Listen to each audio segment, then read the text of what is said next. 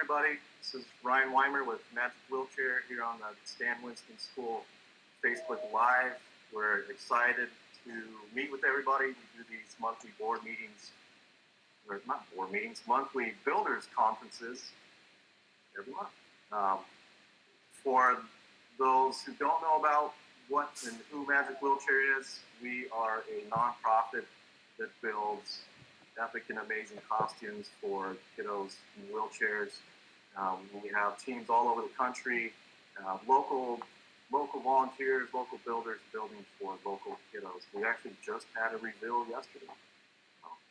Built a Mark. I think Mark Lane is on the call actually, and I'm here. So another successful reveal. It was awesome. Super excited. Kiddo, we got some video. We're gonna post that up. But let's get going here. So today we're gonna start off. We love hearing from the families that we build for. It's why we do what we do. And Jen, are you on the call here? Can you want to pull yourself up? Oh, hi. All right, we got you. So, Jen, tell us about yourself, where you're at, and actually, David, if you want to jump on too, that'd be great. David actually was the builder on this particular project. And then talk to us about your experience. How'd you hear about Magic Wheelchair? Just run us through your experience with Magic Wheelchair. And Well, tell us about Sweet Boy too. well, AJ is short for Alexander James, and he is now 7 years old, and that's his sister, Brianna, and she's a 4-year-old. And I spend a lot of time doing research and jumping online and looking for things for AJ because I feel like sometimes, because we're not in like a school setting and we're not the traditional family, I'm constantly looking for things for him to do and for him to be involved with. And when we don't have night nurses to help with his care, my husband and I split the night shift, and I need something to do, so I do a lot of the research because I need to stay awake. So one weekend we were watching I think it was the World News, and I saw the article and the information and the TV show about Magic Wheelchair and what you had done. And I was like, oh my gosh, I gotta look into this. This is amazing. And I was like, oh God, he's in Washington and we're in New York. So I said, well, what the heck? I'll sign up, and if it happens, it happens. And lo and behold, I think within 2 weeks, and I think the first time we had spoken, we were actually inpatient in the hospital. AJ had just gotten his pacemaker put in, and I saw the number pop up on my phone. I'm like, who's calling me from Washington? And then we had spoken quickly because, with everything that was going on with AJ at the time, it was a quick introduction and a quick hello, let's do this, and then we were introduced to David, and we became family instantaneously, and him and Scarlett jumped on board, and even though we're in upstate New York, which is about 2.5, 3 hours away, depending on traffic, they drove up from New York and helped make his dream and our dream come true for him. It's pretty amazing. Yeah, it is, and it's he's saying that we're way over here, and it's a Washington number. I'm actually in Oregon. Oh, okay. I just see Washington numbers, so. yeah, and that happens often. It's just a strange Washington number shows up. It's great. We're able to grow, and that's what we want to do. Is be able to. Our mission is really to build for every kiddo in a wheelchair. So tell us a little bit about AJ.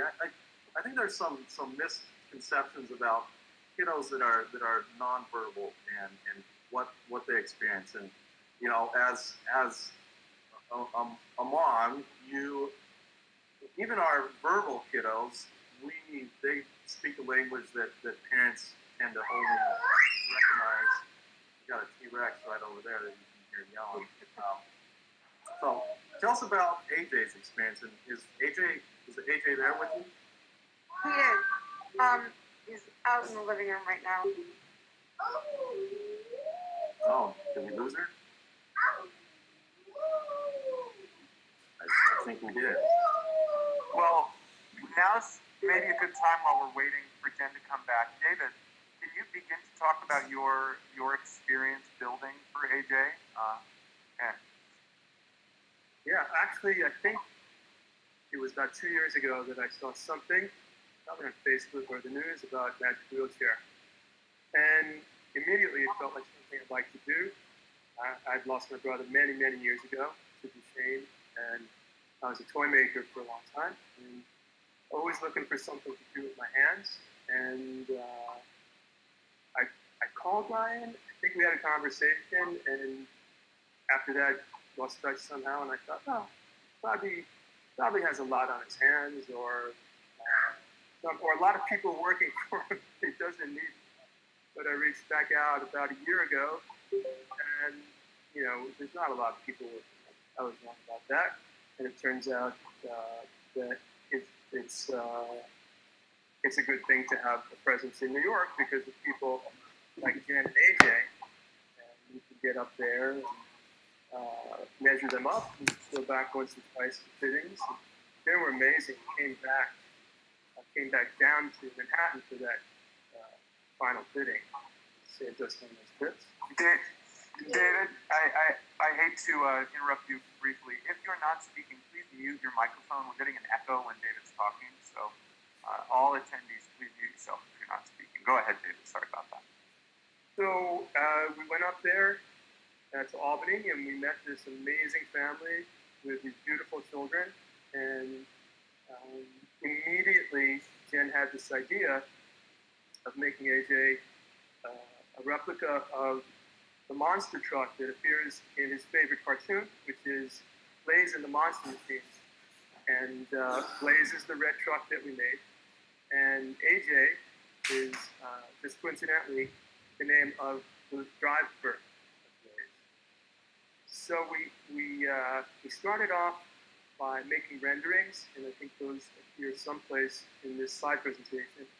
Really crude, just kind of side profiles of AJ, and that came up to a toy that we had found online, and we blew up, kind of scaled it. It ended up being slightly off, but it was a good start, and it motivated us to see something that looked kind of finished before we'd actually done anything. And I'm not sure what else I can tell you other than it was tremendous fun. We're so happy that we met the Ballards. They are like family to us. Hi, Ken. Sorry. And, we look forward to doing this again as often as we can. And David, Jen is back with us now. So, Jen, let's just get your perspective once David shared what he and his team had done for AJ.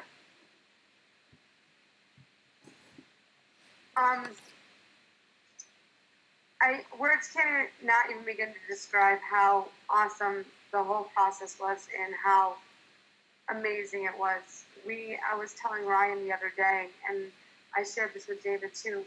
We were at the mall and over Easter, and I had someone come up to me and tell me and ask me if AJ was the monster truck that they had seen at Halloween, and we had a conversation. And what was so amazing to me was the fact that they remembered AJ because of the costume and not because there's that little boy that has the bent and has the trig and is disabled. They looked at him and they were like, he was the monster truck for Halloween. That's so cool.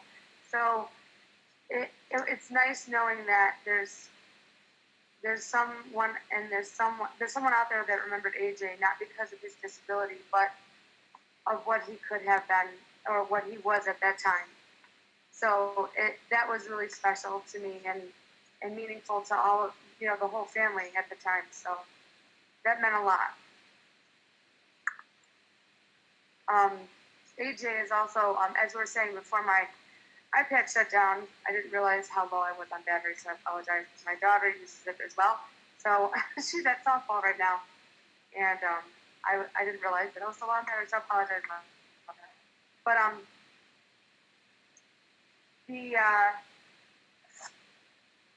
I feel that the kids, those that don't necessarily have a voice and can't speak for themselves, are kind of put on the back burner, and no one really takes into consideration the fact that they're in there and those kiddos know what's going on. Like if you're loud, they're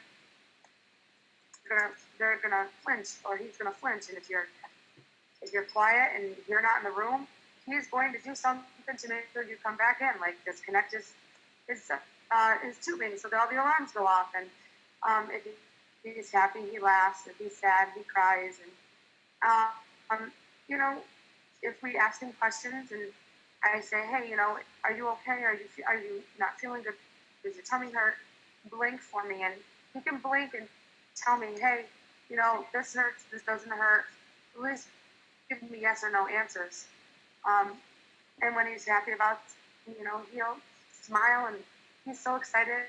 And I don't think a lot of people look at that, and these little guys can communicate. They just have a different way of doing it. You just kind of pull it out of them. Well, that is so beautiful, and it's such a beautiful reminder.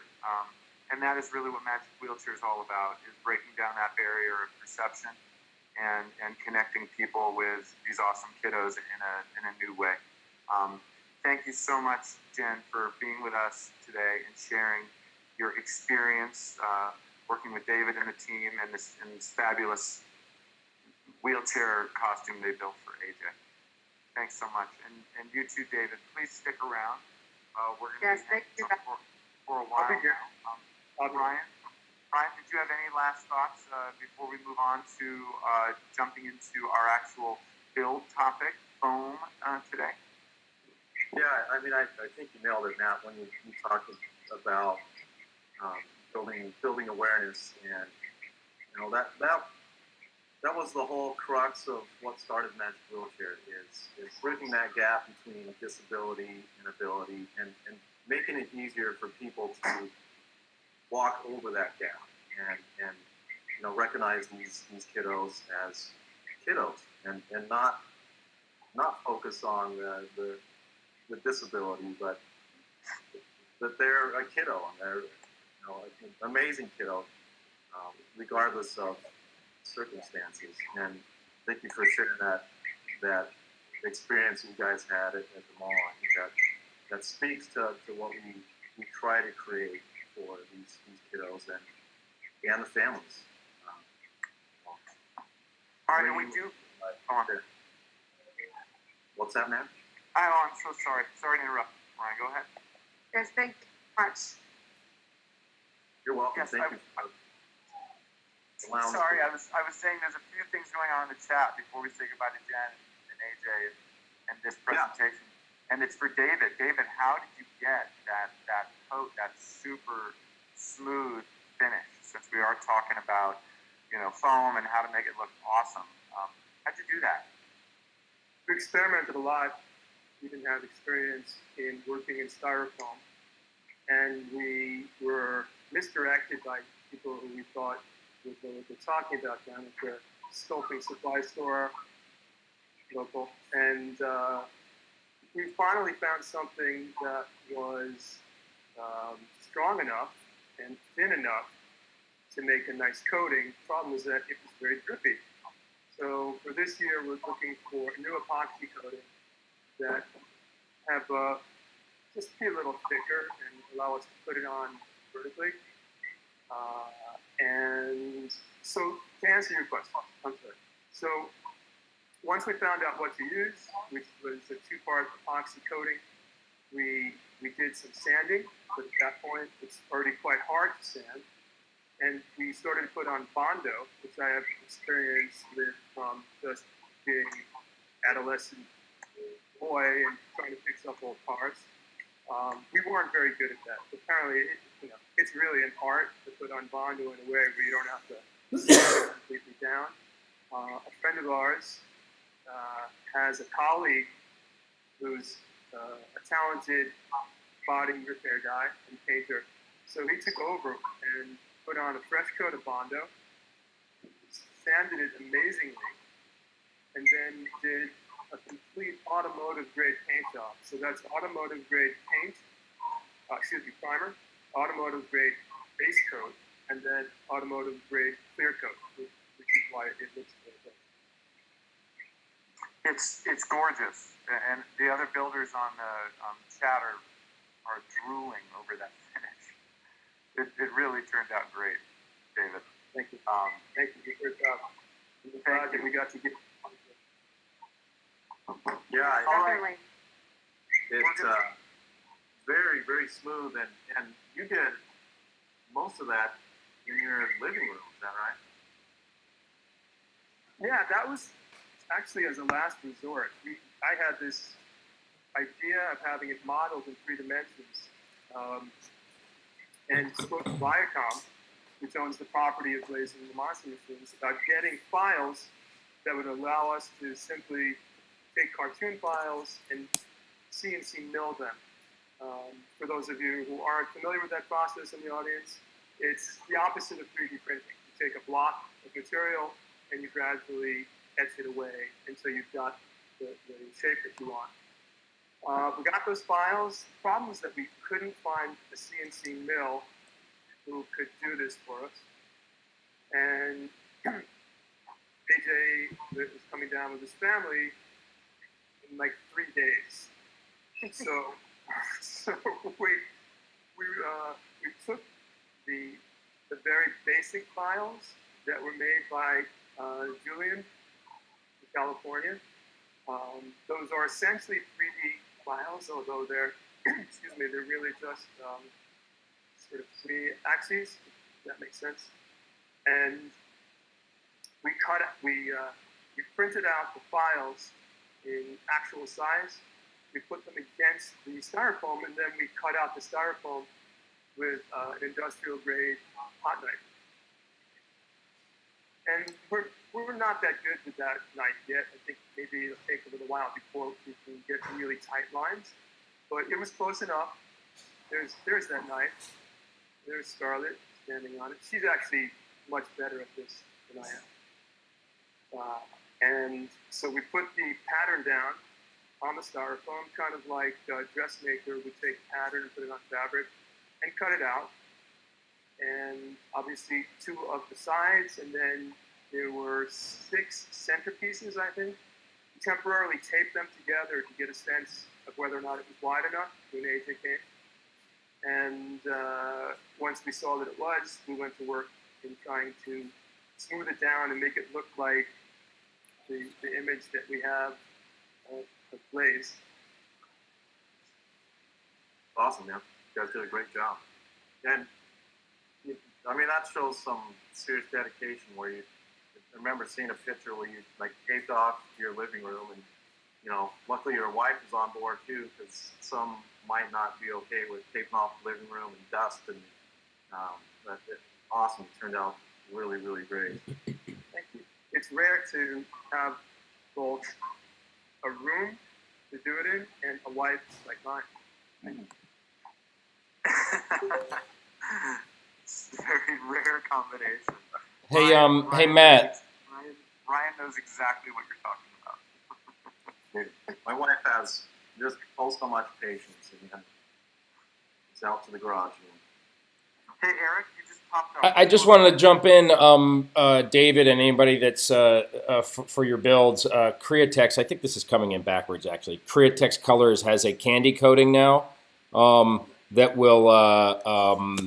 will give you that nice, shiny candy look. They have a product there that they released a few months ago to the public. So Createx Colors. I don't know if we can type that in somewhere, or maybe Christine can add that to some sort of a chat somewhere.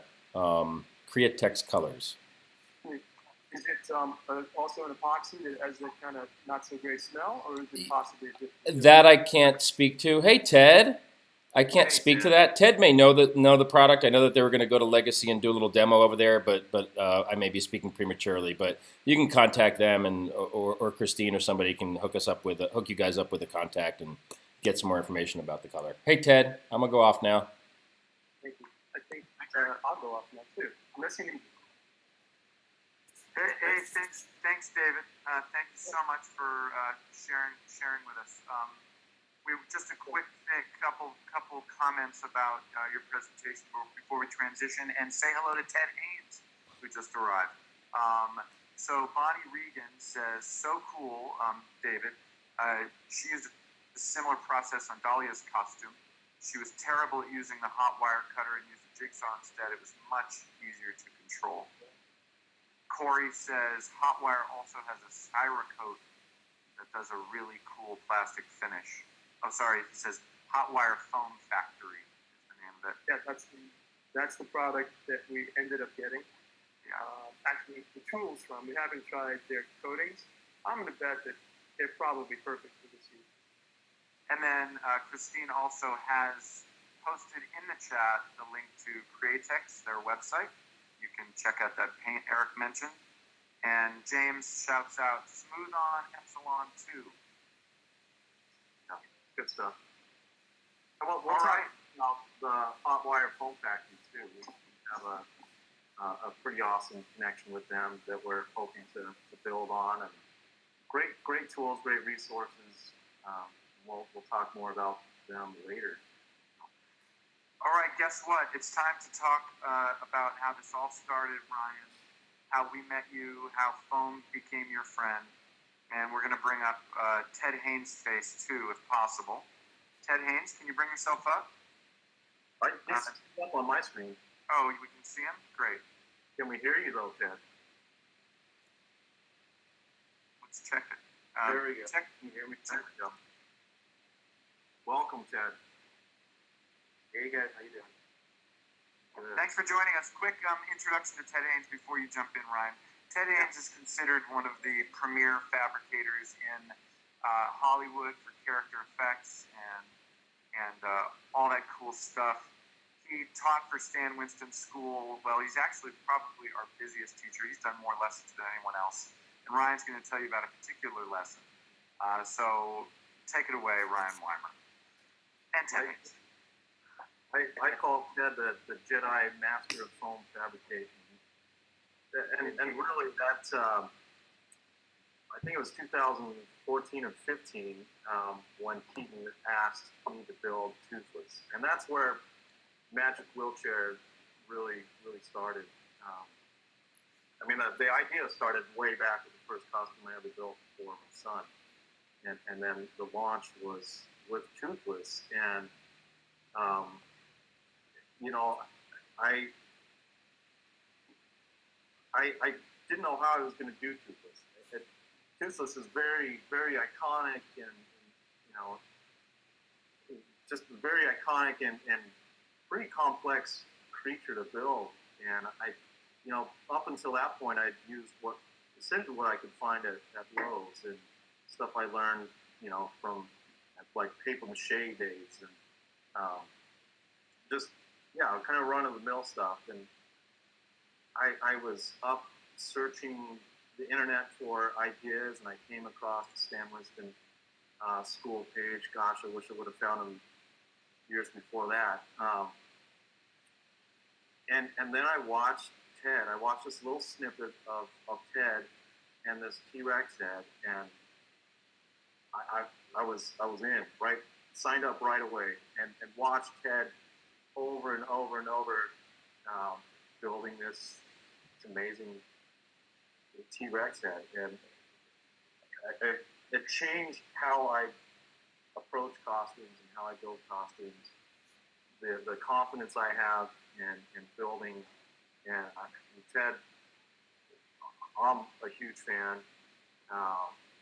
Ted's such a great teacher too, and I know why he's so busy. He does such a great job teaching foam fabrication. Thank you, Mike. It's a fun thing to do. I mean, I taught myself how to do it when I was a kid.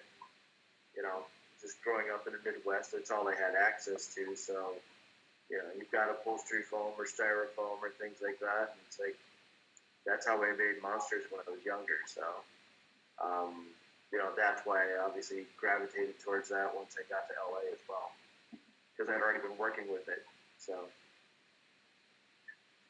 they gave me a lot more foam and a lot more money, and they said, "Here, build this." So when you, I remember you talking about when you went to LA and you had that skill set. Did you go there for that skill set? Or? No, not at all. No, because I went there to be a makeup artist, special effects makeup, prosthetics, and old age makeup or horror makeup or anything like that. You know, monsters, creatures, you know, characters. Because I've been doing a lot of that as well, but I needed to be able to do everything. So I was a costume builder, foam fabricator, sculptor, makeup artist. You know, I did everything. So by the time I got to LA, I was really well rounded, but there's very few foam fabricators there, or really good ones. And I had already been doing it since I was like, you know, 10, 12 years old, and doing puppets and then doing creature suits and doing things like that. So everybody goes to Los Angeles, you know, like me, goes out there to be a makeup artist, to be a, you know, creature effects makeup artist or old age makeup artist, you know, like that, because they, you know, looked at films that Dick Smith was doing, or Rick Baker was doing, or Rob Bottin was doing, or Jack Pierce. You know, you keep going back older and older, but you know, everybody wants to be a makeup artist, and then there's that handful. It's like, well, you got a great skill set for this, or you know, and mine was foam fab. So I tried doing both at the same time, but then foam fab just took over. And more nowadays, just because of the higher budget things that I do, I've gotten more into special costumes. So I do a lot more of, you know, especially costume building and things like that. And this is what I love about the foam fabrication. You know, it's something that you did as a kid, and I think remember you mentioning, you know, snagging cushions, you know, shaving foam out of the couch cushions. And it for me, it's, you don't have to have a ton of tools. You know, you don't have to. No, it's really accessible, and that's what I've always kind of stressed to Matt and Eric, you know, whenever I do a lesson, you know, starting with the T-Rex or any other foam fab stuff that I've done, I always say I want people to be able to do this if they're in LA or if they're in like small town USA. You know, it doesn't matter. I want them to be able to go over to the local hardware store, go over to Home Depot or Lowe's or the local upholstery store, and just get what they need. I mean, all you need is scissors and razor blades and spray glue and foam. I mean, really, there's just not that much to it. I mean, it can get more and more complex, obviously, but the basic tools are really accessible. So, I mean, like the T-Rex, you know, when I did that, it's like I want just about anybody to be able to do that. So. And you know what's really cool is the next, I think it was the next year, my brother-in-law, who I didn't know if he had an artistic bone in his body. You know, I never really saw any of his art pieces hung up on the refrigerator. But he watched, and Magic Wheelchair was blown up, and it was too much for one guy. I mean, we had some volunteers helping out, some great volunteers helping out. Otherwise, we wouldn't have made it this far. And I was slammed. I was working full time. Magic Wheelchair is blowing up, and my brother-in-law was living with us. And costume time, all the Halloween rolling around, and I get my brother-in-law to watch Ted build the T-Rex head. And Christine, can you can you pop up some pictures? I know you have some pictures of some of the. I've after building Toothless, I'm just comfortable with foam fabrication. I'm not by any means an expert, and I don't have time to learn another skill set. And I love working with L200 and upholstery foams and EVA foams. It's like you said, Ted, it's very approachable. You don't have to have a ton of tools, and you can do a ton of things with it. And with my brother-in-law, he was able to build the Indominus Rex, and I would come home from work, and we'd tighten things up, and but again, it points to how approachable it is, and also just how amazing of a teacher you are. And when I talk to new builders, one of the first courses that I point teams to is at Haines, and whether you're looking at the kaiju build or the T-Rex head, you can do so much with the L200. It's great for organic creatures, but I've built Star Destroyer, a TIE Fighter, a motorcycle. It's real versatile too. So it's a cool. I mean, that's what I love it. I'm looking at some of your pictures here too. It's just, using just foam, either whether it be upholstery foam or L200, the closed cell foam. You can build anything from like a super realistic rifle or gun, blaster, armor to something fleshy and, like the Rex there or something else. I mean, you're just using like basically two kinds of foam. And, you get great results with it. It's so easy to use. And if you understand 3 dimensions and you start to understand pattern making, which is, you have to be able to understand like 3 dimensions, some sort of sculpting and some pattern making, then you can figure it out. It's a little trial and error. The things that you're going to get better at is cutting lines. It's like, back years ago I started using, I'd make all these different little jigs, that I could put like a razor blade in so that I could get a much straighter cut. Or, it's like, I'm going to try using a bandsaw, and, I'm going to start tipping the table on the bandsaw using that. Just getting straighter cuts and the way you glue foam together. Just all different little tricks that you find. And then it's just the techniques of putting it together or patterning. And then your stuff just starts looking better all the time. Just figuring out the 3 dimensions, figuring out the pattern making, that's the biggest step. And then fine-tuning everything. I love that Rex. That's so crazy. Yeah, it just got a new paint job too. Oh, cool. Yeah, we had a guy up in Portland. Actually, Mark Schneider. He's the one that won the contest for the kaiju. Oh yeah. So he designed I think it was the kaiju that you built, right? It was. Yeah. Mark's creature was the team that I was heading up. And then I think it was Michael was the designer of the team that Bill Bryan headed up. Yeah. So he actually did that paint job. He lives up in Portland, and good Right. guy. So it was cool. I didn't make that connection until I was up at his house, and there was a maquette of him. Like, hey, wait a minute, that looks familiar. and then he told me all about it. Cool. Yeah. It's a small world. I have a quick question for you, Ted. At the very beginning, Ryan introduced you as the Jedi of foam fabrication, right? The Jedi Master. How is Ryan as a Padawan? Because I think he's got a future in foam fabrication if he wants one. Well, he's got the beard, so he's closer to like Obi-Wan now. So I mean, An old Padawan. You just got to have the hair and the beard for it, That's all it is. No, Ryan's obviously made leaps and bounds beyond what he, was doing originally. I mean, Toothless was great to begin with. So you clearly understood 3 dimensions and sculpting to begin with.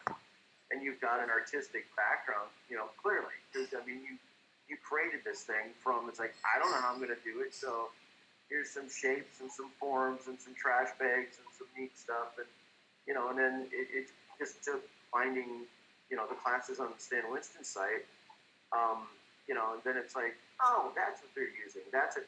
I mean, that's what I used to do when I was a kid. We'd pick up Fangoria magazine and I'd study the pictures and going, I wasn't reading the articles because more times than not the articles were wrong, and you'd look at the pictures of what are they using on their table.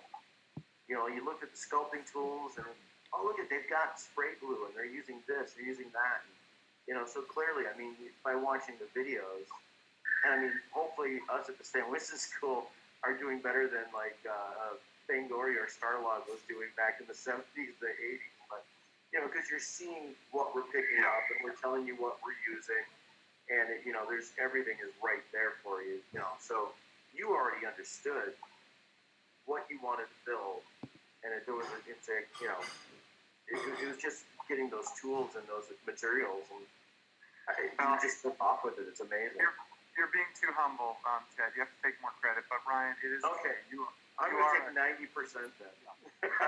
but Ryan, you have become quite a good fabricator. I don't think we say it. Oh yeah.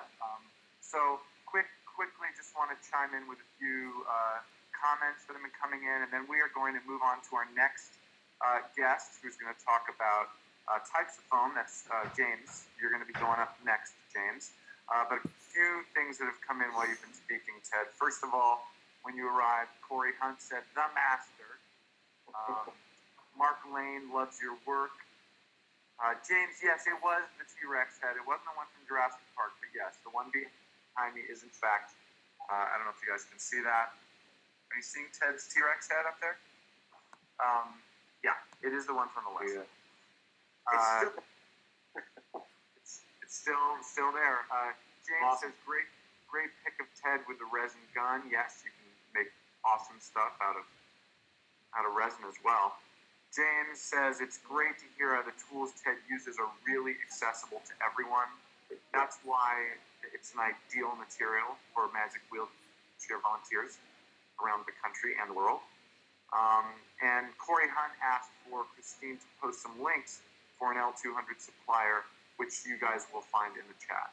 Christine posted that. And Foam Mart does have a few locations in LA for you SoCal people. Let's see, James also says soldering irons, razor blades, Harbor Freight, hot knives, spray glue, all easily found items. Everything you need to fabricate.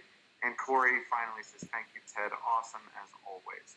I know you have been speaking with Brian a little bit about joining us and doing a deeper dive on foam, so we'll continue talking about that offline.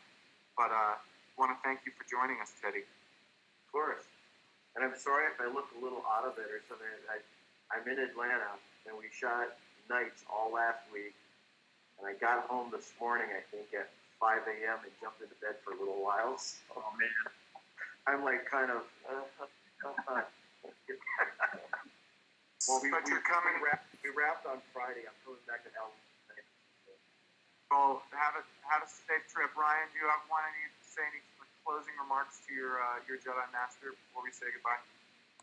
Yeah, thank you so much, Ted. Ted's been awesome. Just over the years, being able to hit him up and just very gracious. And thank you for, working last night and jumping in to chat with us. Really appreciate it. Oh, of course. My pleasure. I mean, it's so fun to see what you guys do. And there's so many times I wanted to jump in and try to help and build, but then, of course, my schedule gets nutty. And, one of these years, one of these days, I'm going to jump in there and do what I ask Ted every year, I know you do. And I can't. Yeah, you're a busy guy. But, what you do offer, and you're always willing to answer questions, and it's just fantastic. And just being able to point people to what you did for the Stan Winston School. I mean, that's a huge help, and really speaks volumes to the resource that the Stan Winston School is.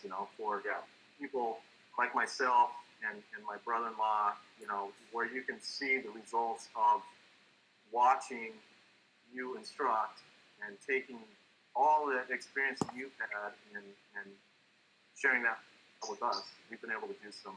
My pleasure. I'll tell you too. What's really great about it is that there's times now on Stan Winston School site, I go on and look at stuff for other guys that it's like, oh, cool, I get to watch Steve Lang paint. Cool. It's like, so, you know, I do the same thing. We're all still fans and nerds of this stuff. So, it's such a great community too. I mean, everybody's one and wants to help everybody be better. It's fantastic. I love it. Yeah. No, it's my pleasure. It's fun doing it. I really enjoy doing it. Well, thank you, Ted, for being with us today. I know it was the last Cool. one. Thanks for jumping in. Have a good trip back to LA. We'll see you back home. All right. See you, Ted. Bye. We're gonna move on. Ted, if you'd like, check the chat before you jump. A lot of nice just thank yous from. I will. I'll hang on for a little bit. All right. All right. Next up is going to be James Powell. So you can turn off your screen if you haven't already, Ted. Just turn off your little camera icon there so it's red. And James, you're coming up, and I'm going to turn off my camera, and we're going to hand you the stick, James Powell. All right. Very good. For some reason, guys, I can't see any pictures or the chat. So if I'm seeing lame, that's why. For some reason, it's not coming up on me. Oh, that's not natural, right? For me to be lame, no. And James, quickly reintroduce yourself before you jump into your presentation. Sure. Thanks. Yeah. Hey, thanks, guys. Thanks for having me here. Magic Wheelchair, absolutely just a wonderful organization. It's so cool. It's this great combination of helping and being geeky. Creating really cool stuff. My name is James Powell. I'm with Monster City Studios out of Fresno, California.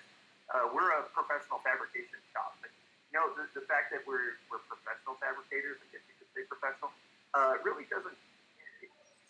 It sounds great, but you don't have to be a professional to be able to work with foam, get access to foam, and be able to find the tools that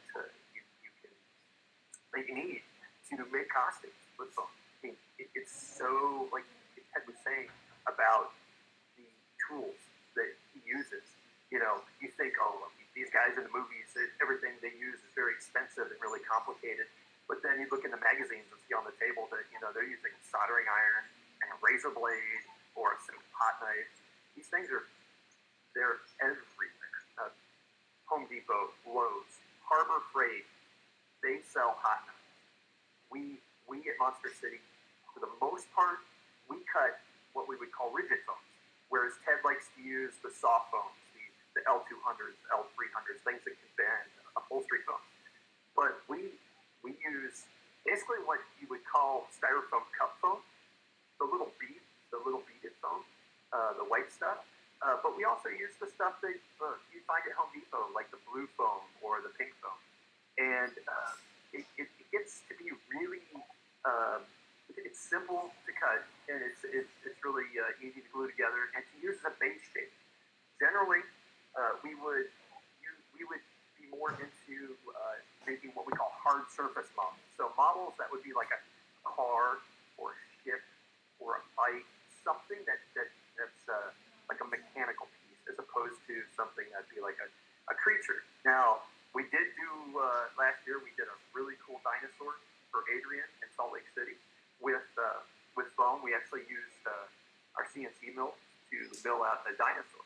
But you don't need anything complicated like that. It's all about being creative. You saw David's video earlier about building a monster truck. It was as simple as printing out a full-size, basically a diagram of what you want to cut. And David was saying, well, we're not professionals at using the hot knife. And honestly, David, I don't know if anybody's a professional at using a hot knife because those things are so hard to control. But you can get a basic shape with just the thin foam you'd buy at Home Depot. And you can glue that together. And there's things such as what they call FRP glue, which is a glue used to glue on fiberglass panels to walls and whatnot. Or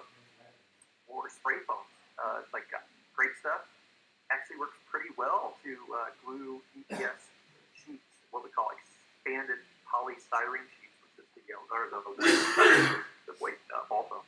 You can actually glue that stuff together with really inexpensive things you can find at Home Depot or Lowe's, or here in California, Orchard Supply. So there's no real big barriers to being able to be a builder for my Magic Wheelchair. You can find foam very easily, and the tools are really, really easy to use. I often people will think, hey, foam is, it's going to be really expensive, but you can buy a 2-inch sheet, and this isn't at every Home Depot, obviously, but you could buy a 2-inch sheet for something like $18, and with a 4x8 2-inch sheet of foam, you can build a pretty substantial piece. You buy a couple of those, and you might even be able to do a whole chair costume. So there's a lot of it's not so much like cost, and I don't want that to be a barrier. I think that you can build something in your garage, or like David did in your house, right? If you live in a loft in New York, you can go out and buy these simple tools, inexpensive materials, shape something, make it fit a chair, and then you can't leave it pure foam. You really got to hard coat it, make it tough, because admittedly, if you're going out trick or treating in a chair costume, people might bump into you. Kids might run into walls and whatnot. You don't want that bare foam, so you can coat it with things. There's simple things you can coat it with. Elastomeric paint is a good sealer, and elastomeric paint is basically a masonry paint that, once again, you can find at Home Depot or any hardware store. That would be a good sealer to seal those little balls of foam. Or if you're going to get a little bit more complex, we've recently started working with a product called Epsilon from Smooth On. Smooth On has stores in Reynolds Advanced Materials stores in major cities around the United States, but then Smooth On is also carried by a lot of distributors, smaller stores. But they have a two-part epoxy product called Epsilon, where you can actually mix these 1-to-1 or 10-to-1 ratio materials. You paint it on to styrofoam, and it becomes very hard. And over top of that, we call that a barrier coat. Super easy to sand. Over top of that, you can actually put Bondo, and then before the Bondo gets charred, you do this thing called cheese grating, where you actually take a little grater, like that looks like a cheese grater, and you can smooth out the Bondo, and from there, you sand it, and you can get real good paint jobs pretty easily. You don't have to use auto paint. You can use latex paint. You can put a glossy coat on it.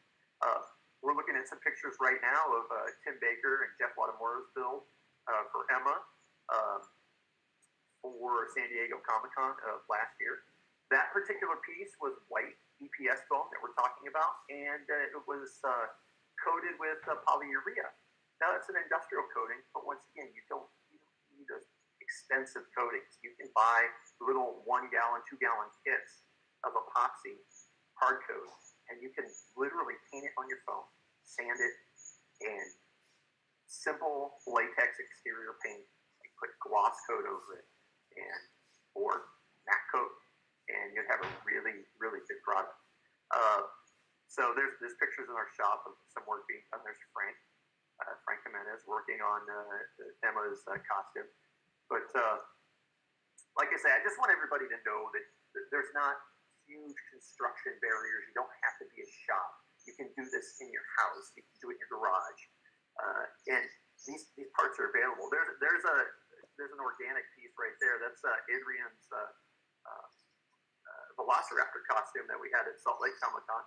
And that was an organic piece made out of hard foam that was hard coated professionally at our shop. But you don't have to do that. Anybody can do it. So I just want to reiterate that this is there's not huge barriers to get in and be a fabricator and work with these products. Once again, you can use knives, hot knives, razor blades, curry combs, very simple things that are readily available now. So that's what I want to say about it. Once again, thank you for allowing me to come on. And thank you, James. Before we send you off screen, number one, if any of you have questions about anything James brought up, please put them in the chat and we'll ask them. Also, Jeff, please come on up. Jeff Watamura. Yeah. We can talk a bit about how you guys work together, and then we're going to actually pass you the stick, Jeff, and you're going to talk about your experience, types of foam you guys have used for your builds, the gluing process, how you coated, painted, all that other stuff. So Jeff, let's see if I can already see you. Are you up on screen? I see him there.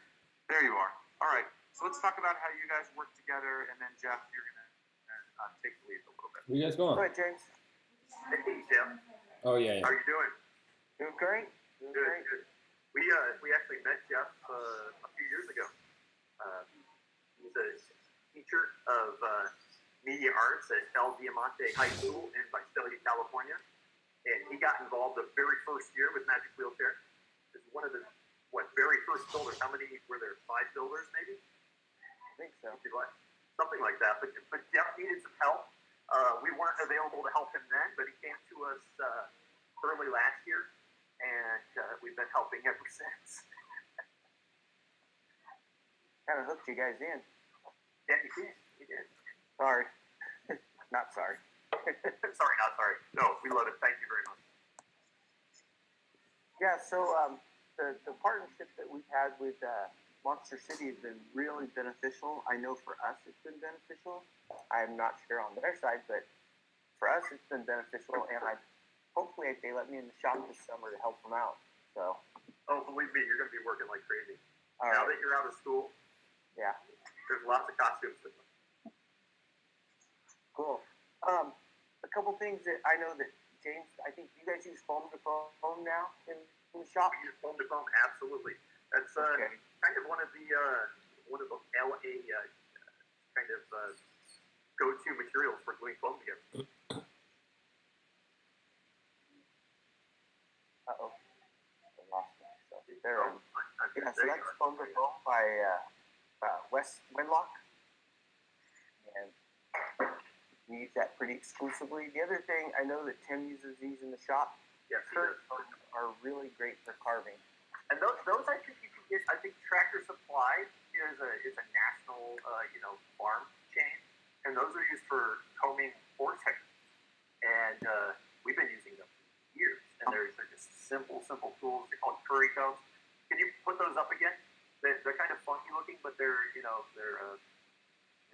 made for combing horses' hair, I believe, and they're cheap. But man, they were great for carving EPS foam. Hey, Jeff. Is that your desktop we're seeing of the? I think so. How do I change that? Well, you can open up something and fill your desktop, and that'd be cool. We just want to see some of your builds and the foam you guys have used. I mean, this is your most recent build with Blue on Mines. Your troll. And isn't that Danny Trejo with your troll? Yeah. So cool. And then those are all your students, a bunch of your students right behind them. I know you got your desktop here with all your stuff on it, but How do I change that? Well, open up a file on your desktop, and you'll fill the screen. Right? Yeah, pull up some pics if you got some there. Yeah, that's a troll stuff that you guys made with Tim. That was, I think we made some of those roof parts at our shop. Wow. Yeah. Danny posted that on his Facebook page or something like that. It's pretty amazing. I think Rick Baker even thought it was pretty cool. Can Awesome. you still see my screen?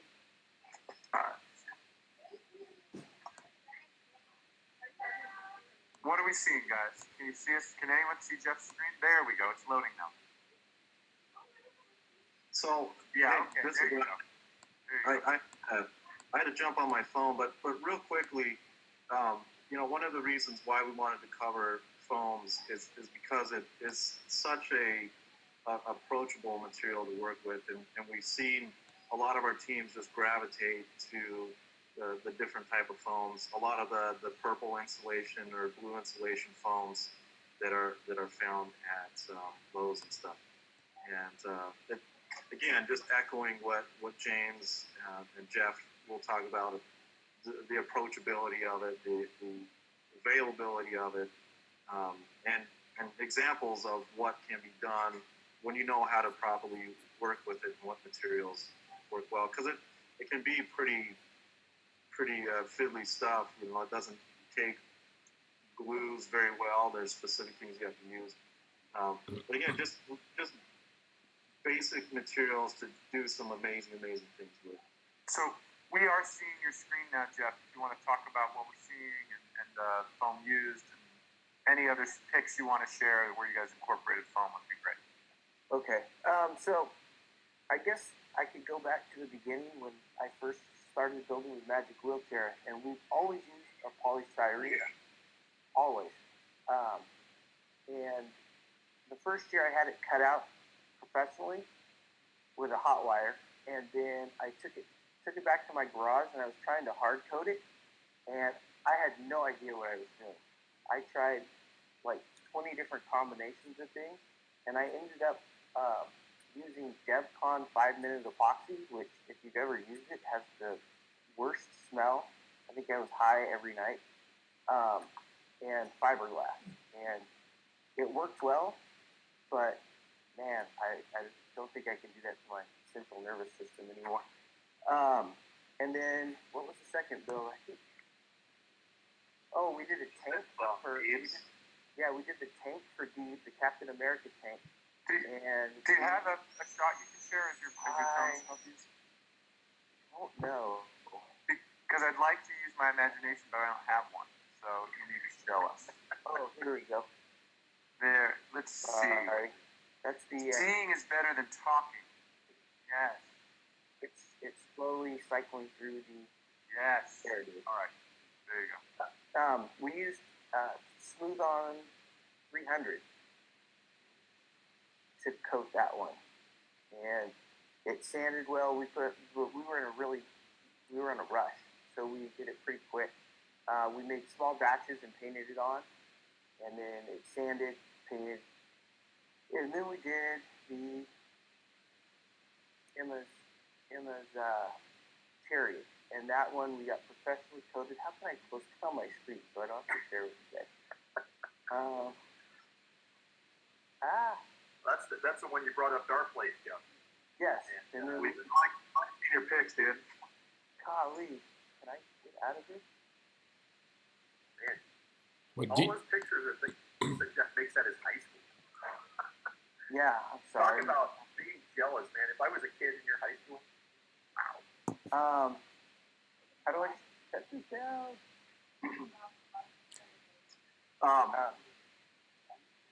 Do you want to stop sharing screens? Is that what you're trying to do, Jeff? Yeah, just like take me off as a presenter, I think. Okay, hold on. Well, you don't want to present anymore? No. I was gonna just like my screen. I don't know how to take that main screen off. All right. We do still want to see the images if we can. Is there a way we can still? Oh, here we go. Is it up again? Hold on. I just took you off, put you back on for a second to clean it up. Now there you go. How's that? Okay. Do I share then? Yeah, accept that. Okay. All right. So while Jeff is pulling that up, one of the cool things that we're working on, you've heard both James and Jeff talk about Smooth On,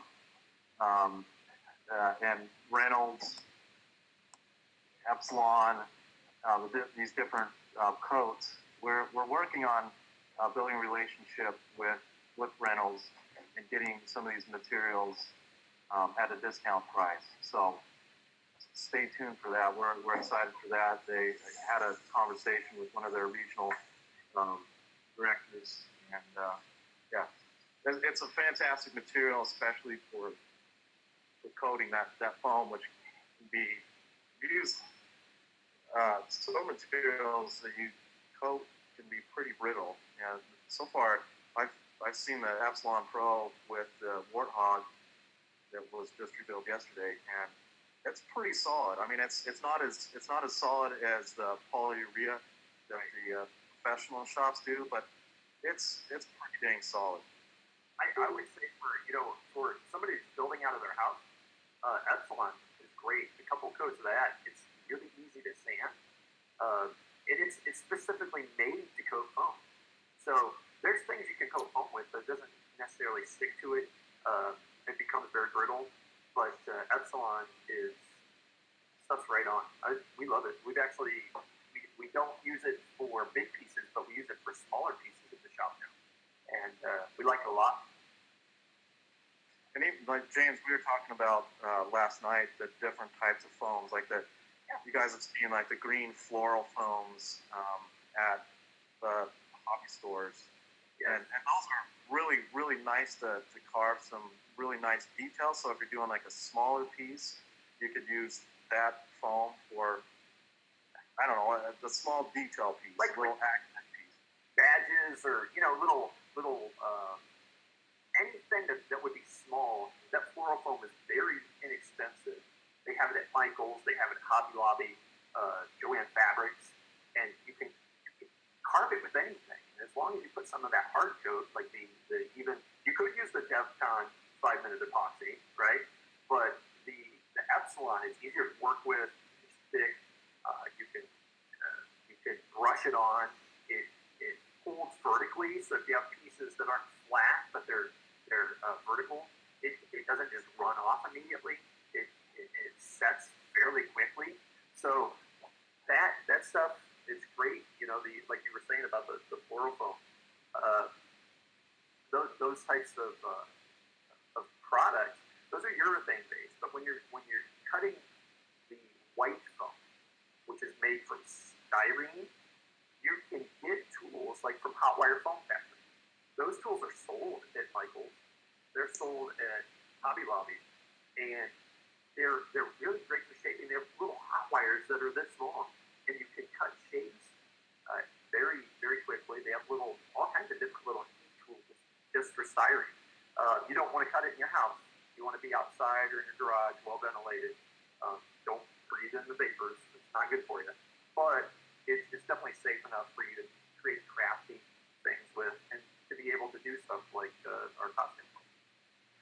We're actually going to show, you mentioned hot wire.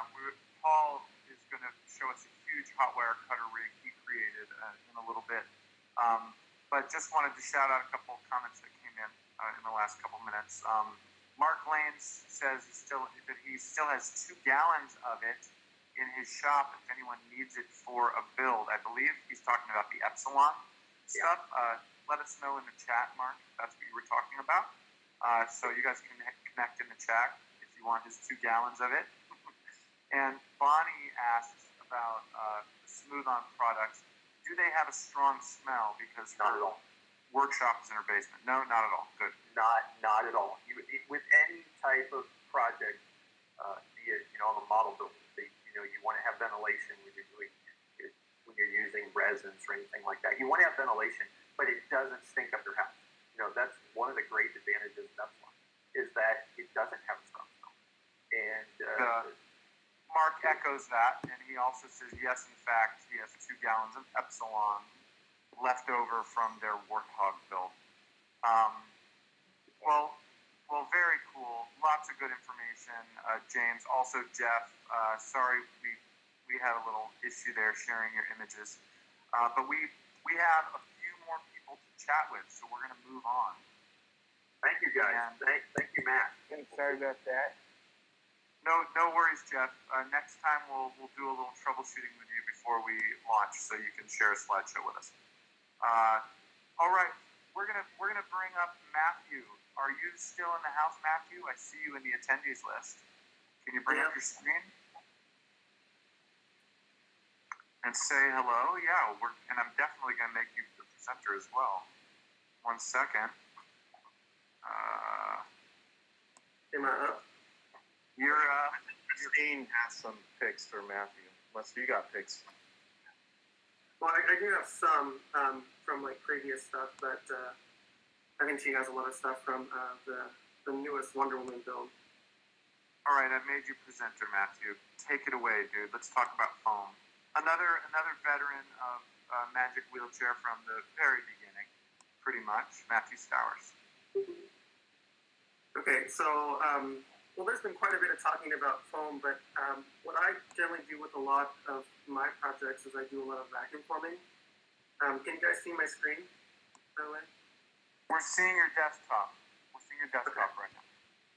So I guess I'll just start out from where we kind of, the very first Magic Wheelchair costume I did was a Mario Kart themed costume, and that was very, very challenging because it's like not only was I learning how to do a lot of the sculpting and working with like the rigid foam, like the EPS foam, but then I also wanted to incorporate an element of like the process of vacuum forming or thermoforming and stuff, which is also known as, it's like where you essentially will have some type of a mold that you make, whether it's a male or female and stuff. It just really depends upon your process and what you have available. And then you heat up plastic, and then you bring it over your mold, and then you essentially have that shape available. And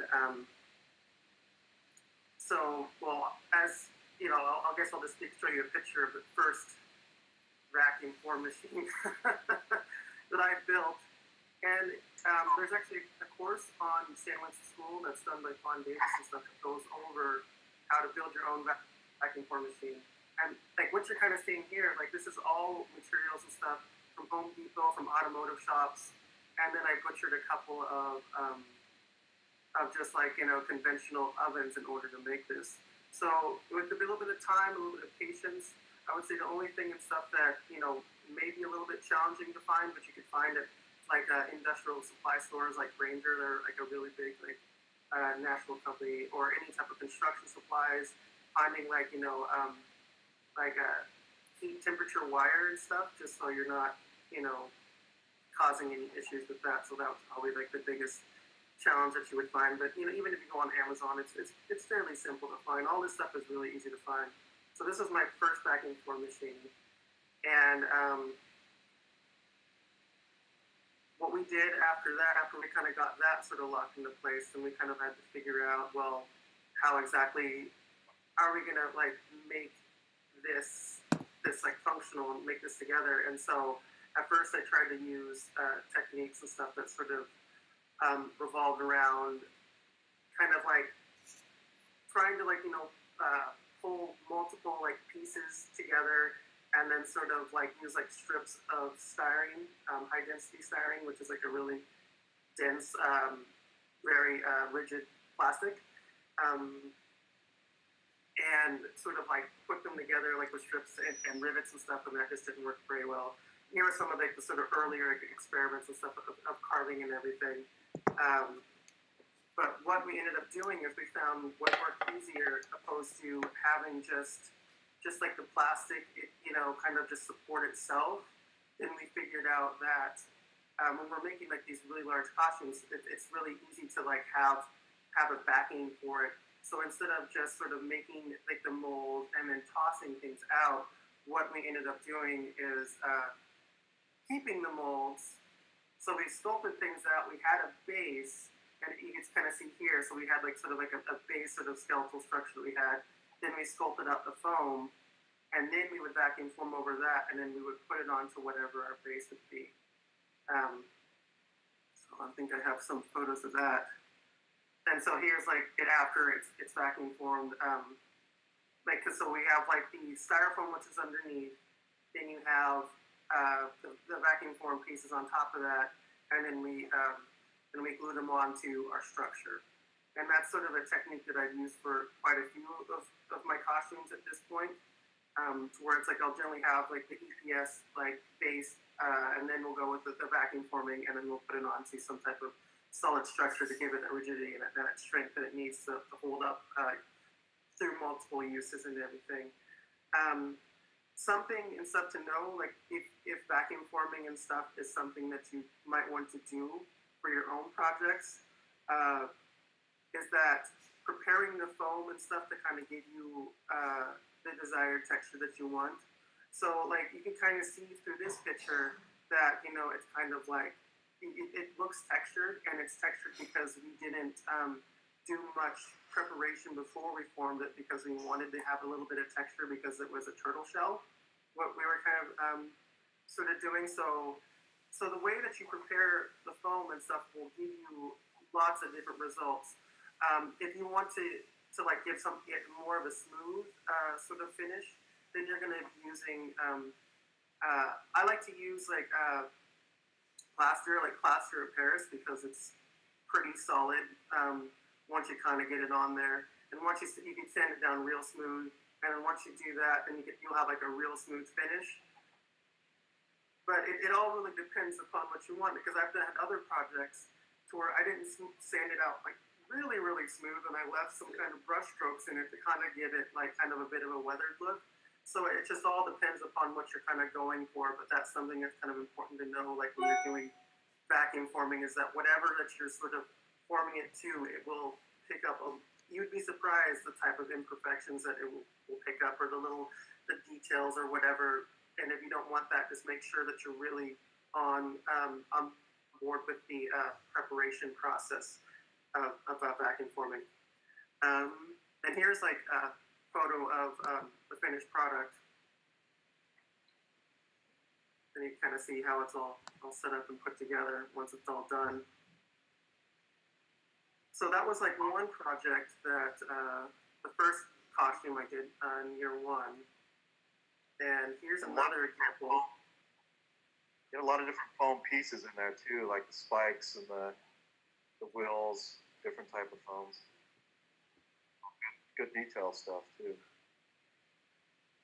So after kind of learning about how to sort of like break it down and to sort of segment it, you know, to where, because it's like, you know, you're generally like restricted to the size of whatever your like, you know, your pull table is.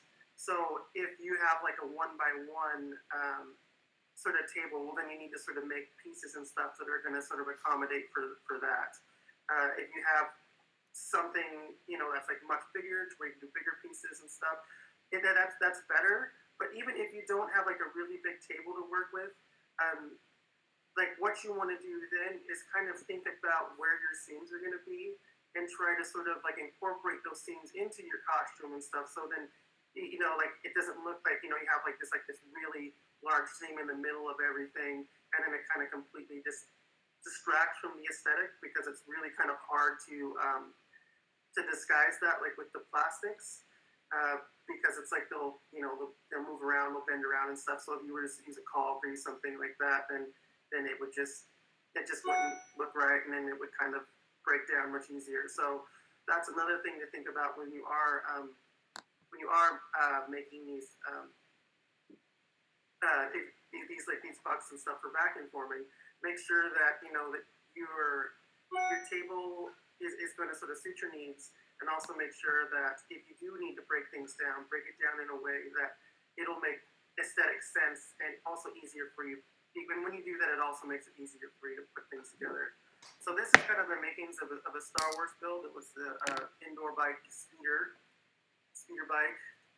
Here's another sort of perspective pieces, but you can kind of see how I've sort of mapped out exactly what pieces need to be vacuum formed, and you can kind of see I built, like, once again, another sort of internal structure in order to sort of, you know, adhere and glue everything to kind of give it that sort of strong backing that it kind of needs and stuff. Let's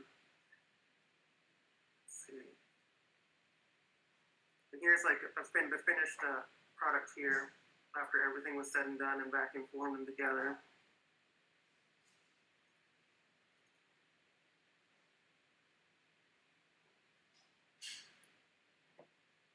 Let's see, then there is also, this one wasn't fully vacuum formed, but all of the aesthetic pieces on this costume, it was all done out of rigid foams and then put through the vacuum form process. So one thing that's also really nice about vacuum forming is that I know that we were talking about hard coating and using the Epsilon, and that stuff is great, especially like if you are trying to if you have like, let's say, a really large piece, a sculpted piece, whether it's milled out with a CNC machine or if you hand sculpted it, like it could be really great, especially if you have like a lot of like, intricate like sort of bending points and things like that, because it's like with vacuum forming, that's another limitation, is that you kind of, it makes it difficult to get like a lot of really, really like crazy angles and whatnot, and you need to make sure that it's not like pulling underneath itself, because that will, it just doesn't function, because then you won't be able to get it out of your, you won't be able to get your bucks out of your molds. So it's really good and stuff for like giving you like a real awesome like polished finish for like vehicles or spaceships or whatever and stuff that you want to do. But it does have its limitations and stuff. But if you know how to work around them, then you could get it to function generally and stuff. But it's really, I found that it's just fantastic for giving it like a real smooth polish and finish, and also it's super tough. Like I've had kids like crash their costumes and into walls and into like handrails and other things and stuff, and it just scuffs the paint. You don't ever need to worry about it sort of coming apart then. Super strong, super durable. Hey, Matthew, there's a question here from Andrew Marshall in the chat. Andrew, you might need to clarify it, but maybe not. What is the benefit of vacuum forming in the context of these one-off builds, since you have to cut a mold anyway?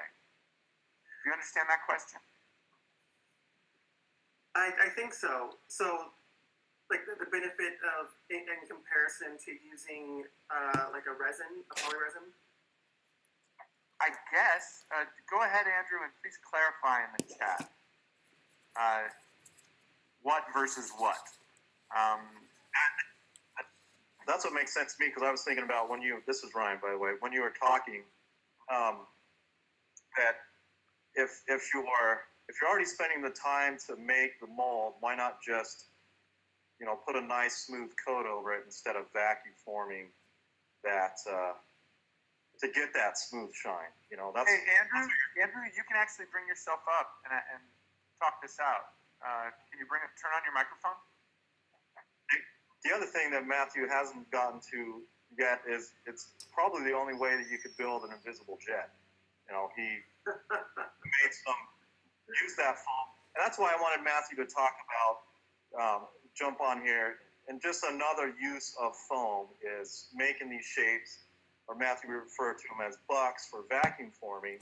I don't know how else we could have made the invisible jet other than having some bucks and then vacuum forming some clear plastic sheets. And you were talking about vacuum forming. There's a great course about building your own vacuum former. But also there's resources in your community. The 501st, their Star Wars elite costuming group, they're all over the place. And if you could tap into them, I know with the invisible jet, that's where Matthew was able to get the molds that he made for the invisible jet vacuum formed, because they had a bigger, what was it, a 2x2 or 1.5 foot. It was a bigger vacuum former to accommodate bigger shapes to get that invisible jet.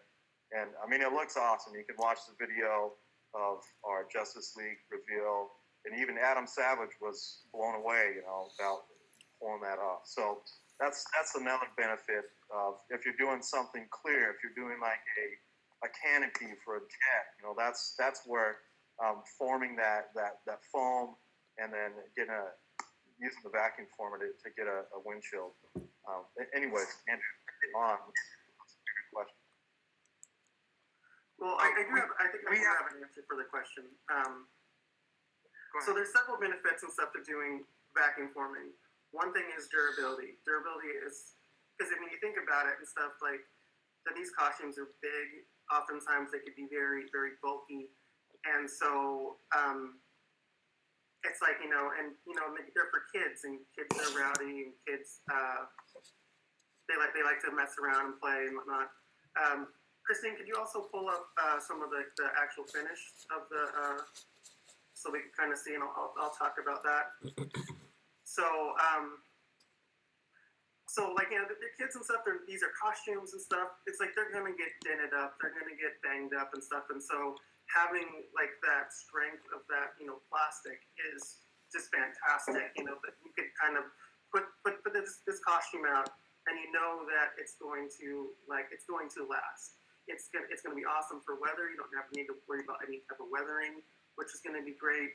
Another thing that's great about sort of vacuum forming is that if you need to do multiples of stuff, you're able to do that. If you want to if there's another request for this particular costume, if you still have your bucks stuff on hand, you could do another costume and stuff with the same thing. So you have the ability to make multiples. You have the durability, and as you can kind of see, like with this invisible jet here, I wouldn't have been able to do that without being able to like vacuum form. There would have been no other way to do it. I mean, I guess it's like I could have like sculpted it out of the foam, used maybe some type of like iridescent or like, you know, mirror types of paints in order to make it reflective.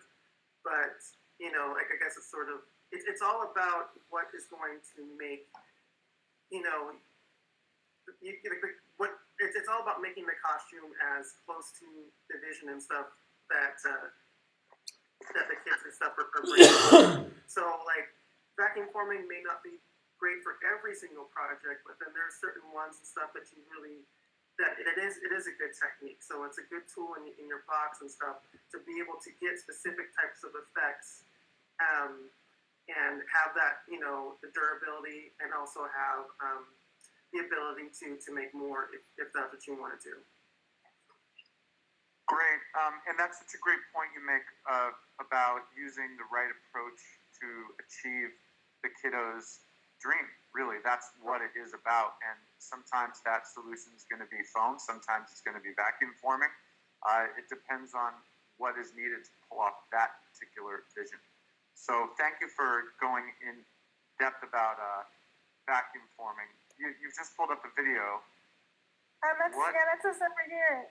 We've got a video of one of the Wonder Woman pieces being vacuum formed. All right. Just so you can realize all of it coming together. Go ahead. Let's hit play on that. Cool. And this is 501st guys. These are some of the Portland 501st members that are donating their time and their machine. So it's awesome. And you know, vacuum forming it makes more sense when you're duplicating. You're going to be doing 5 of the same pool, you know, because you're going to duplicate whatever piece that you're doing. You're going to make 5 stormtrooper kits. So it does make more sense on the side of duplication and being able to reproduce the same over and over again for, you know, one-shot pools. You know, unless you're really interested in building your own vacuum former, reaching out into your community and finding resources for just what Matthew did with the invisible jet. Again, he hand sculpted that out of foam, then reached out into the community to get somebody to vacuum form it. So, yeah, just that point of it's not always the most efficient use, you know, especially if you're just doing a one-off build. You know, again, reaching out to the community to get that piece or that finish that you want, and if you think vacuum forming is going to get you closer to that mark, then reaching out to the community would be more efficient than spending the time and building a vacuum former. But you got that option, and with the Stan Winston School, there's a fantastic course by Fawn Davis of how to build one. Can you click on that link real quick, Christine, and then we're going to transition to our next topic, which is using hot wire cutters. Paul Strong has something to show us. Yeah. But I was just showing you real quick on the screen, so you can essentially see how the jet broke down with the smaller pieces of foam, and you can almost identify which one of those was in that video we just showed you of Chris and Matt doing the vacuum former for the invisible jet. So just trying to show you guys how it all comes together. And then while we're switching presenters, I'm gonna have my hands handy dandy hands over here help me play this how to build a vacuum former video. Thank you.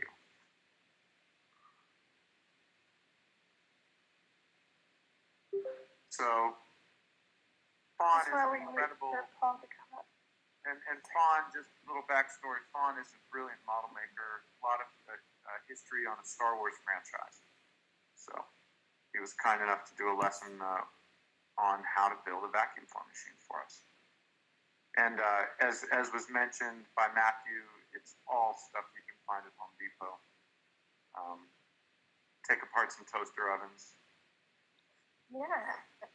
If you're curious or want to see the whole tutorial in full, if you become a Magic Wheelchair builder, you do get 6 months unlimited access to the Stan Winston School, in which case you get to watch that little teaser we just showed you in full.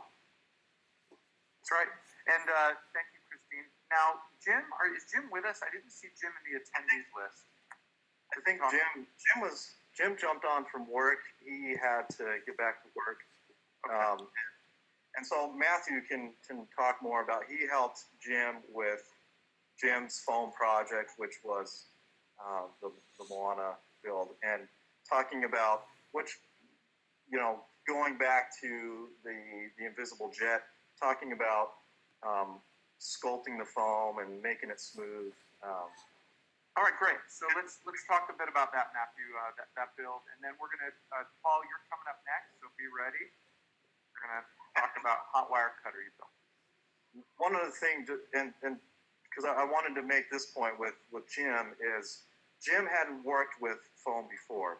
He'd worked not with rigid foam. He worked with some EVA foam before, and just to point the picture of the resources that we have and the people that have done builds that have worked with this material, Jim was able to reach out to Matthew, and Matthew was able to help Jim maneuver this new material, and you can see from the pictures what they were able to do together. So just, again, reaching out to resources that are available through Magic Wheelchair, builders that have done this in the past and working with this materials.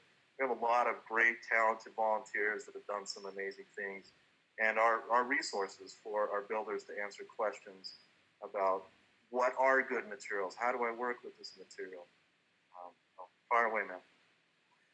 Okay, so I know that we've already talked about a lot of like sculpting techniques and whatnot. I know that Jeff and James had talked about some of the real simple like tools that you could sort of pick up, like curry combs and rasps. I'm not sure if rasps were mentioned and stuff, but there's multiple different types of rasps. Like I have one right here as an example. It's kind of like this really simple stuff. I mean, you could find stuff like this like anywhere really, any hardware store. But using rasps, using like little saws, like little hand saws, you could get whatever types of general basic shape, and then use like the coats and the rasps and stuff to give it the form that you want it. I know Jeff had also talked about the windlock, and what that is like a sort of low expansion sort of polyethylene adhesive. So if you could find that, which you can find either that or a version of that, like I have the version and stuff that I use is called like Handy Stick, and you could get this at most like construction hardware places. You won't need to order it offline or anything like that. But if you look in your communities, find a construction hardware place, find like a low expansion sort of like foam like adhesive and stuff, and oftentimes they'll come in like applicators like this, so then you could like use them over and over and over again. It's super simple to do. And so what I did is I gave them a bunch of we just had a ton of blocks, and then we glued them all together with that with that foam adhesive. And so what some people will do after they sort of glue their foam together is that they'll use like these really sort of coarse like long screws to kind of hold it together. But you won't even need to do that. Like if you go to like just your grocery store, you get those like really long thick skewers and stuff. And when you're gluing pieces together, you just like skewer it and stuff, set it aside and stuff, and then when it's ready and stuff, pull out the skewers and stuff, and then you keep going. So like we had a bunch of assorted pieces of like EPS foam, and we just glued it all together, and then we started like cutting it down and stuff with the rasps and with the saws, and then and then then we curry comb the shape out, and then after that, then I think that we talked about it a little bit earlier about sort of the way that you kind of finish this stuff. I know that people were talking about Bondo. I know other people have used like wood filler, or like some people will use a combination of like wood filler and like different types of like glues and things like that. But what I found like the simplest thing to do when it comes to sort of giving it a real nice finish is just using like just your basic sort of spackle or like a like sheetrock mud that you can get almost like anywhere. And you just get that and stuff. You water it down like a little bit and stuff, and you just spread it out and stuff, and like nice thin coats still and everything. And then it's like super easy to sand. And then after that, then we did the epoxy coat, resin on top of it and stuff to give it like that strength that it needed and stuff. And then you can kind of see the waves. And you've probably seen this on another costume and stuff that was done, like the Flash costume and stuff that Leor did. For the Justice League reveals, he used like a very similar technique to give like the waves like life. And what that is just a base of expanding foam, that you usually use to fill like in gaps and cracks. And so that's another foam thing and stuff in your toolbox that you can use to give you some really interesting effects, like water, for instance. And and because it's kind of random the way that it comes out, and it kind of gives you like that real feel. And then the top is also made out of extruded, so your pink foam and stuff. It's not expanded, where it's a little bit different the way that it functions. But that's really good for like carving and stuff. So so you have the EPS, you have the expanded foam, and you have like EPS, extruded foam for the top. Yeah, you kind of see the waves and stuff for Leor's and stuff. That was all done with that expanding foam. It's a fantastic way to get like a really interesting effect.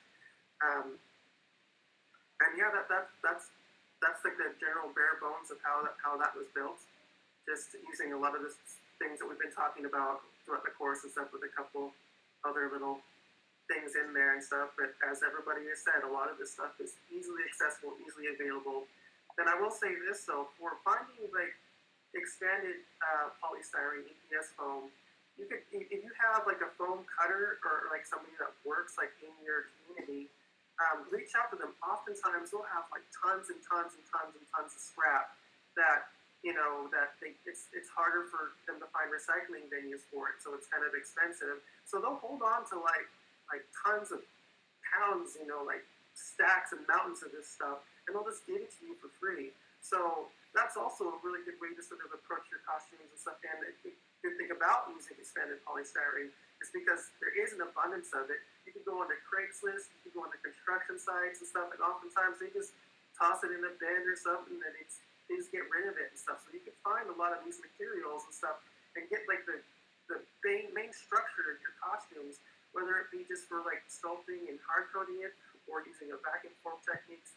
And you can do this, you can really get the cost down of your costumes, by just kind of looking out and seeing what's out there and available. Thank you so much, Matthew. Really incredible, just the range of builds you've done so far and the range of techniques. So thank you so much for your presentation today.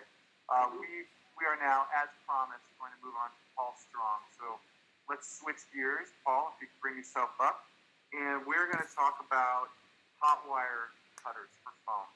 And hopefully you're going to see a hot wire rig that Paul built. Paul, you with us? Yep. Hi.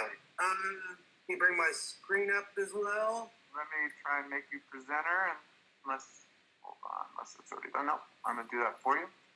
All right, I just made you presenter. Okay. I know some of you have seen the foam cutter before, but maybe some of you haven't. I don't work a lot with softer materials like foam. I kind of stick to wood, metal, and plastics. And so when we were doing the Batmobile, which we knew was going to be out of foam, I kind of went and kind of approached it very similar to I would other materials. So I built that. Can y'all see that up? Yeah, we can see. Okay. So I built this hot wire table. You see my mouse arrow? Yes, we can. We can see fine. So this is basically a hot wire here, run through a table. That's actually a dado slot, and I'll get into that in a minute. I could raise this arm up and down, and I could move this across. So I could cut square, cut angles, different thicknesses. And this worked very similar to a bandsaw or a table saw. Let's see here. Pictures. There you go. So this was a circle jig on here. We were able to cut the circles for the wheels like we would cut a circle jig on a bandsaw. Worked great.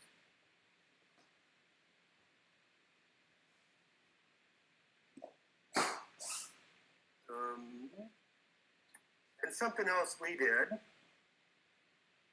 was, since we live near the coast, there's a lot of people who build piers. We were able to buy our foam blocks in 1 foot by 2 foot by 8 foot sections. And so when we laid the piece out, it was kind of designed around where the seams were going to be, so that we didn't have to spend a lot of time chasing the seams. We had the one down center, obviously, but these were just natural seams in the pieces. We did learn a lot about coatings, which had the same problems a lot of y'all are talking about. But you can see where we did these cuts on that hot wire by putting a fence up, and it cut that very straight and very square.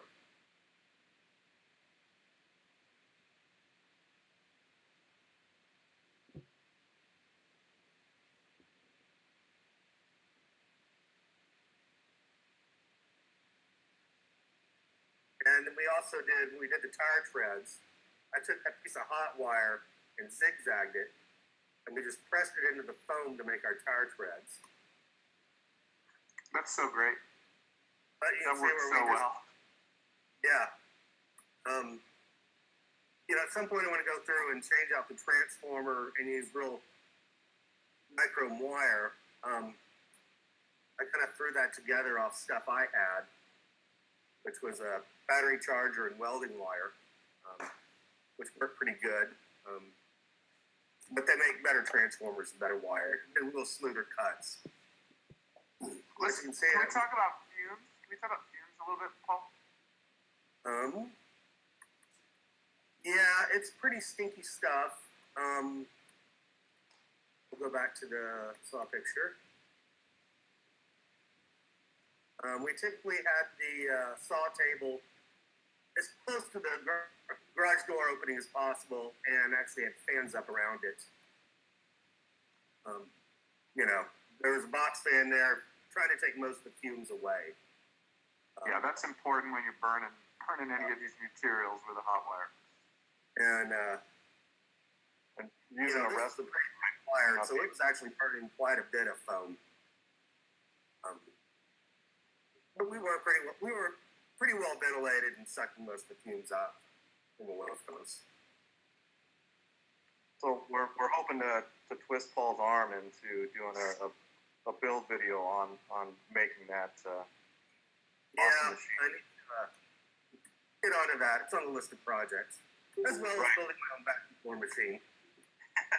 Yeah, guys, if any of you in the who are watching have any questions for Paul about this rig, please shout them out, and we will ask. Yeah. And if not, that's okay. And that's another fantastic tool, and Matthew talked about this before too. Is in your community you can reach out and see if there are shops in the area that can cut stuff out. Jeff talked about having a resource in his community that cut out the Quinjet, and same thing with Monster City Studios. They mill the foam out, so they have these 3D files that they then put on the mill and mill that out. We've had actually the warthog that Mark was the bill beat on, was milled out by a shop up in Portland. We got the files made and cleaned up from James and Monster City Studios, and then sent up to the shop up in Portland. So that's an option too. If and they donated the foam and they donated the table time.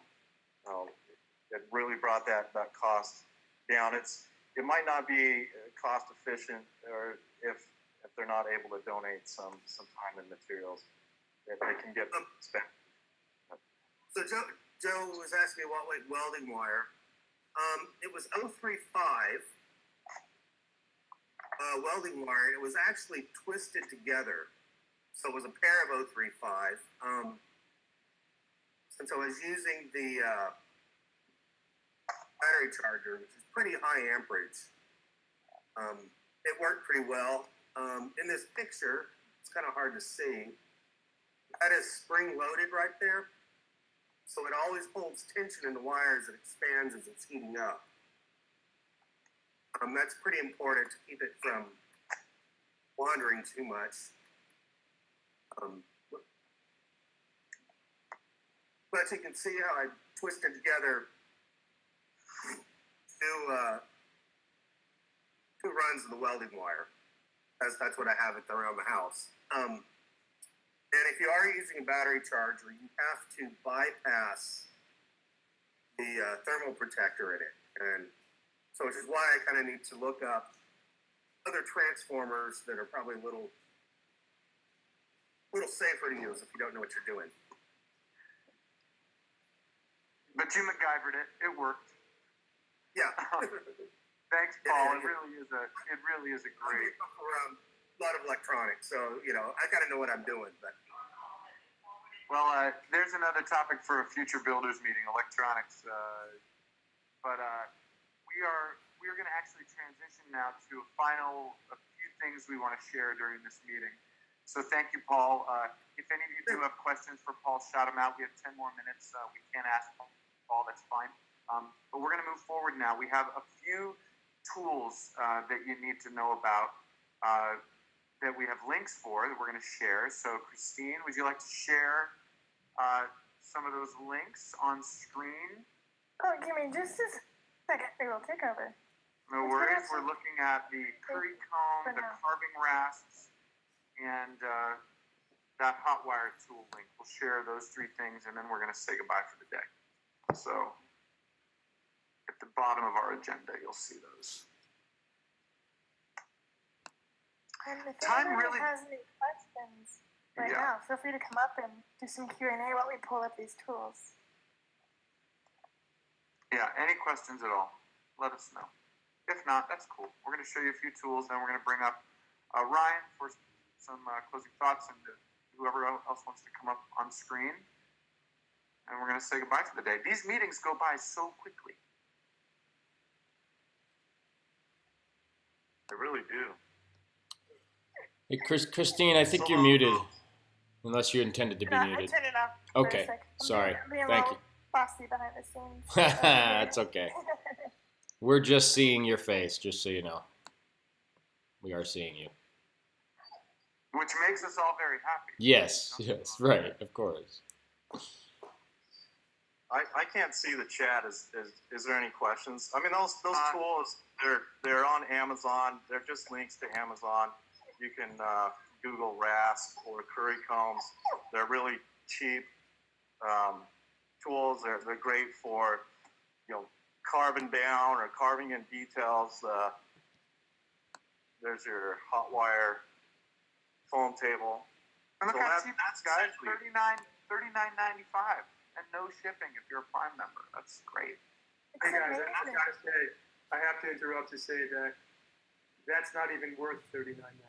It was such a struggle to use that in order to get anything straight. I imagine if I were more experienced and could create a jig to do something to hold it in the right angle and right position, it might have been more valuable. But as it is, it really wasn't. Okay, do not buy that one we showed you. That was a warning not to buy that one. But these other tools are cool. We've got this curry comb. Definitely support hot wire foam factory because they are We've got some amazing tools. Oh, I meant to say, that looks fantastic. You should all have hot They wire. they have bigger models than other packages that are probably a better fit for what we're making here. Yeah, this one is just too small and flimsy, Yeah. and the wire is like broke. I could definitely see that being the case. Well, you know what? Actually, we'll make a Monster note machine. for next time to bring up some tools that work a bit better for larger scale foam builds. And we we have a are comment. in discussion with Victoria from Hotwire Foam Factory, so we will be having some mini sessions between now and the next conference, and we'll do a demo of her tools. Awesome. And that, that's a great tool. I was talking with James about the hot wire. They're great tools for, smaller projects, but they do have some bigger, larger tools that would be probably better for the bigger builds. But for like smaller detail pieces, I know at the Hunters Con, I see Victoria teaching in class on working with that foam, and those things are fantastic for smaller detail pieces. Awesome. Hey guys, I want to read you guys a note from Ted. He just left, and then we're going to wrap this up, guys. He says he's been hanging out, listening to everything, and looking at the pics. You are all doing such amazing work. I'll do my best to jump into a build someday soon. You're all great artists. That's from Ted. Thanks for joining us. I know you failed already, but we love you. Matthew says he's also built several hot foam cutters because the size of things we cut are usually very large. So yeah, that's something to keep in mind. Corey Hunt loves the professional knife. He says it's amazing. And let me see.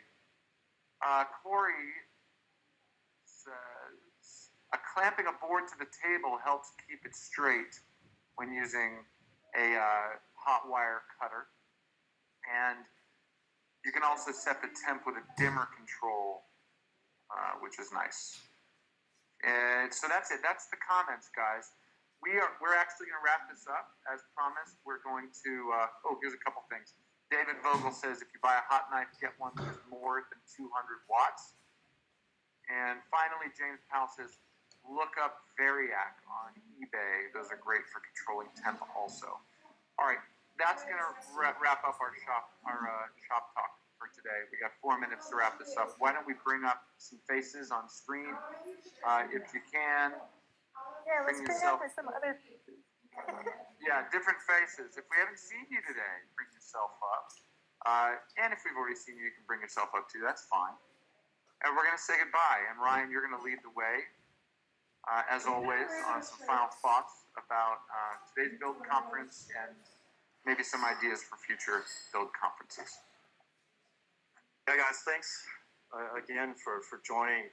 This was a topic that I think is a very approachable material that really has, a lot of our volunteers that come on board gravitate to these accessible materials. They're fantastic to work with. They're really versatile. They're available all over the place. You can get scraps and glue them together. But knowing how to work with them makes all the difference, because they are, they do work funky with some paints, some glues, and knowing about glues and paints and coating, it changes those builds and really makes your efforts that much more effective. I think our next conference, or hopefully here soon, we'll talk about the EVA type foams, the upholstery foams, stuff that Ted works with. That's the foams that I'm familiar with, that I really enjoy working with. Another great, easy entry level material to use that you can do beautiful things with.